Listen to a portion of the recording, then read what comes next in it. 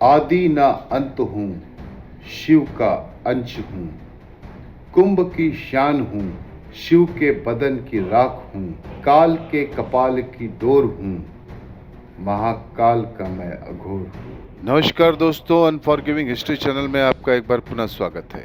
1664 में काशी विश्वनाथ मंदिर को नष्ट होने से बचाने में नागा साधुओं ने औरंगजेब और उसकी सेना को बुरी तरह पराजित किया था और ये बात उस दौर के आक्रमणकारियों के लिए सबक हो गया था।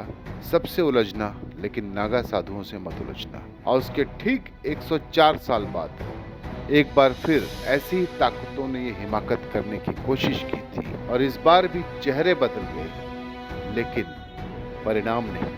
सनातन धर्म के अनुयायियों के लिए पवित्र भूमि गोकुल में 15 मार्च वर्ष 1757 में सरदार खान के नेतृत्व में अफगान घुसपैठियों के हमले को विफल करने में नागा साधुओं ने महत्वपूर्ण भूमिका निभाई। वे वास्तव में योद्धा संत थे और उन्होंने इस्लामी लुटेरों और फिर अंग्रेजों के खिलाफ कई लड़ाइयां लड़ी। उनका मुख्य उद्देश्य धर्म की रक्षा करना और हिंदुओं को सुरक्षा प्रदान करना था।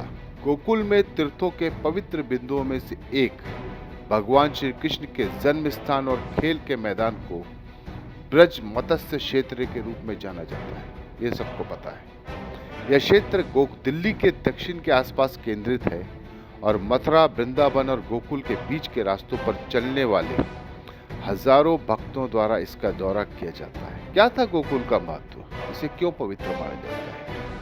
गोकुल और नंदगांव वे स्थान है जहां भगवान श्री कृष्ण ने अपना बचपन बिताया, गायों को चराया और श्री कृष्ण के पालक पिता नंद बाबा का गृह नगर। गोकुल और नंदगांव वे दिव्य स्थान है जहां भगवान श्री कृष्ण ने अपना मासूम बचपन बिताया और ये इस देश की आस्था और अखंडता से जुड़ा हुआ वह स्थान था जहां पर अफगानियों ने 1757 में अटैक किया था। अब सवाल ये उठता है, आखिर कौन है ये नागा साधु? वेद व्यास ने वनवासी सन्यासी परंपरा आरंभ की, फिर अलग अलग संत ऋषि ने अपने अपने तरीके से इस बात को आगे बढ़ाते हुए अपने अपने तरीके से इसमें सुधार लाते गए। बाद में आदि गुरु शंकराचार्य ने 4 मठ स्थापित कर दशनामी संप्रदाय का गठन किया। फिर अखाड़े की स्थापना सन 547 ईस्वी में की। नागा साधु होते क्या है, मोटे मोटे तौर पे आपको बता देता हूँ ताकि आपको चीजें समझने में आसान हो। नागा साधु की परंपरा दरअसल 12 वर्ष की कठोर अनुशासित जीवन के बिताने के बाद नागा पंथ में शामिल होने के लिए 6 साल और लगते हैं। मतलब 18 साल आप अपने जीवन के बिताते हैं, तब जाके आपको नागा साधु बनते हैं। और इस दौरान नए सदस्य सिवाय लंगोट के कुछ धारण नहीं करते। पहले उन्हें ब्रह्मचर्य की शिक्षा दी जाती है और जो शिक्षा बाद में दी जाती है उसे बिजवान कहते हैं। इनकी सबसे अंतिम परीक्षा दिगंबर और श्री दिगंबर की होती है। दिगंबर नाग एक लंगोट वाला होता है और श्री दिगंबर को बिना कपड़ों के रहना पड़ता है। श्री दिगंबर नाग की इंद्री तोड़ दी जाती है। तो ये तो हुआ इस संप्रदाय का मोटा मोटा परिचय। कुंभ की समाप्ति के बाद नागा साधुओं के बर्फानी नागाओं का एक दस्ता वापस हिमालय की कंदराओं में वापसी कर रहे थे। इतने में 15 मार्च 1757 को गोकुल के समीप इनका आमना सामना अहमद शाह अब्दाली की अफगान सेना, जिसे उस समय का सेनापति सरदार खान संभाले हुए था, नागा साधुओं को देख, उनके तौर तरीकों को देख हंस पड़ा और उसने अपने सैनिकों को आदेश दिया कि जाओ और उनके सरदार को यहाँ लेकर आओ।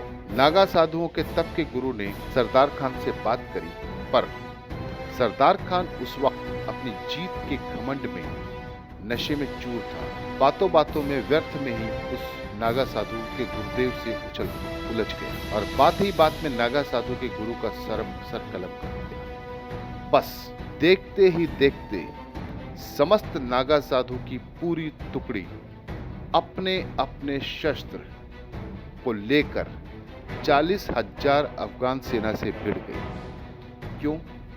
क्योंकि उनका गुरु उनके किसी देवतुल्य से कम नहीं होता। फिर क्या था? भीषण युद्ध प्रारंभ हुआ। शुरू में अब्दाली की अफगानी सेना मजाक में ले रही थी कि ये साधु हमारा क्या मुकाबला कर सकते हैं, पर ज्यों-ज्यों नरमुंडों को कटता देख और ढेर लगता देखा और गिरी हुई लाशों पर शव साधना करते, जिसमें साधक नागा साधु मृत व्यक्ति से बात करता और मृत व्यक्ति उनकी बातों का जवाब देता। फिर शिव साधना और शमशान साधना, ये तीनों साधना जब अपनी आंखों के सामने सरदार खान ने देखी तो उसके होश फाख्ता हो गए। इंच मात्र आगे बढ़ना तो छोड़ो, वापस लौटना तक मुश्किल कर दिया नागा साधुओं ने। इस छोटे से युद्ध में 2000 नागा साधु वीर गति को प्राप्त हुए, पर इस युद्ध की बात अब्दाली को जब पता चली तो उसने वापस दिल्ली लौटना मुनासिब समझा। क्यों?